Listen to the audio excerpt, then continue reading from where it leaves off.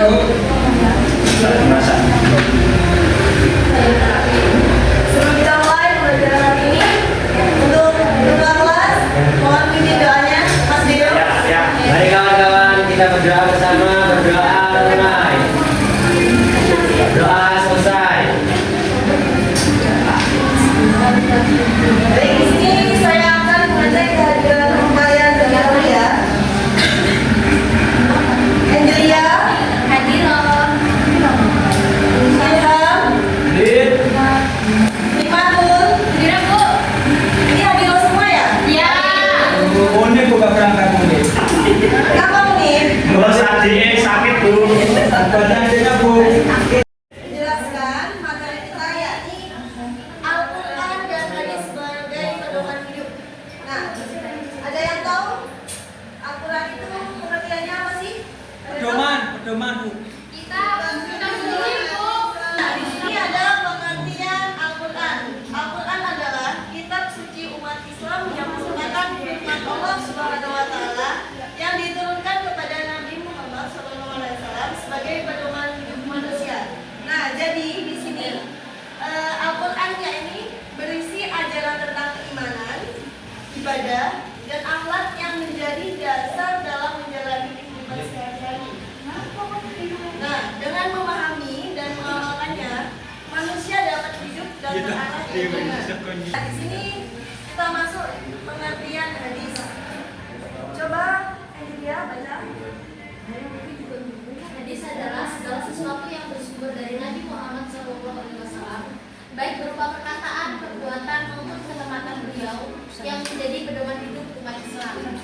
Hadis berfungsi sebagai penjelas Al-Quran agar ajaran Islam lebih mudah dipahami dan dapat diamalkan dalam kehidupan sehari-hari. Ya ini. Baik, di sini adalah hadis adalah segala sesuatu yang bersumber dari Nabi Muhammad SAW. Nah, hadis ini sebagai petunjuk bagi umat Islam. Nah, di sini juga ada peran Al-Quran dan hadis. Al-Quran dan hadis memiliki peran penting sebagai pedoman hidup umat Islam. Nah, Al-Quran menjadi sumber utama ajaran Islam, sedangkan hadis berfungsi sebagai penjelas dan pelengkap agar ajaran tersebut dapat diterapkan dengan baik dalam kehidupan sehari-hari.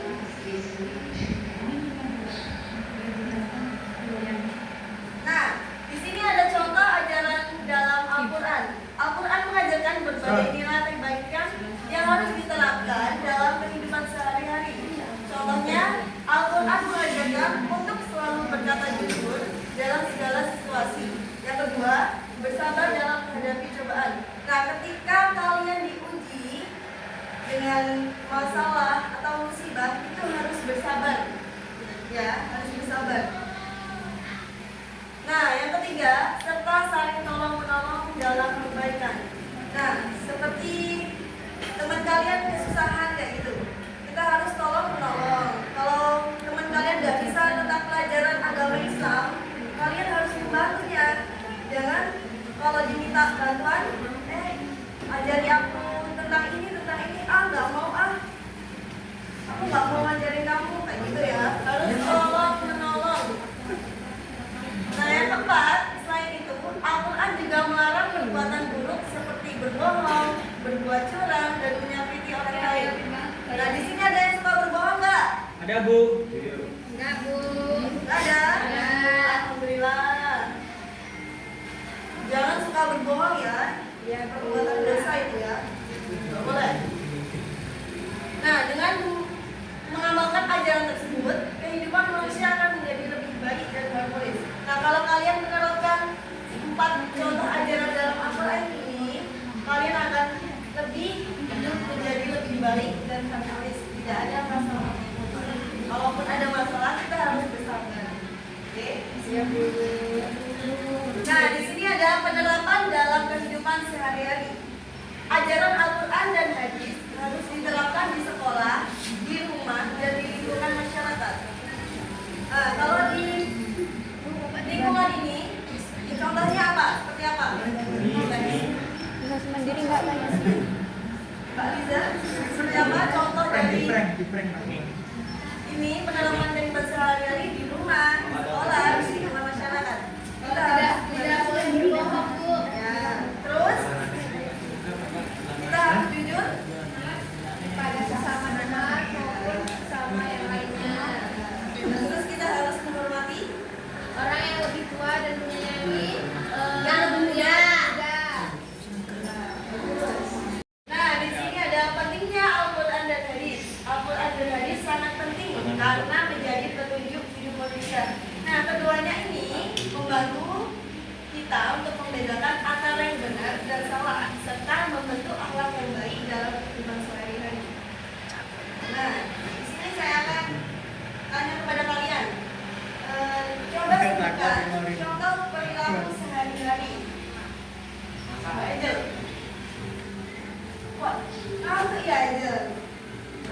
ngantuk Bu, belum sarapan. Mbak Angel kemarin kan nasi uduk, Bu. Tadi dia bawa nasi uduk. Bukan nasi tiwul, Bu. Iya. Nasi tiwul. Sambal. Nasi joglo Bu. Nasi tiwul sambal.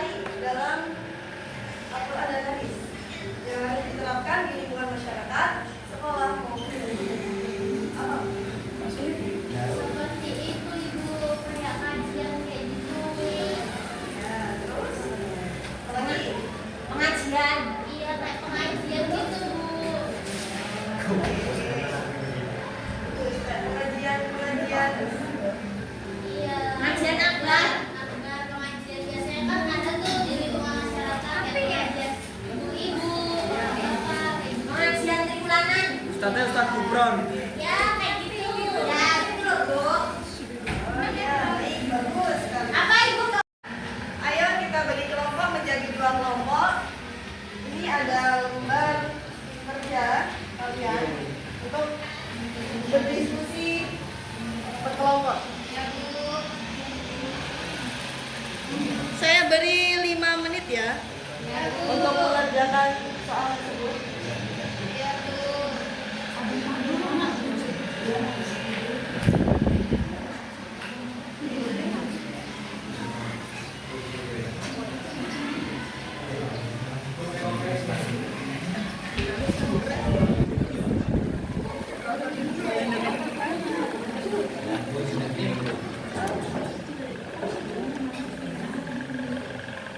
Nah, di sini Ibu sambil mengamati keaktifan kalian, kerjasama kalian, dan keterampilan kalian saat di kelas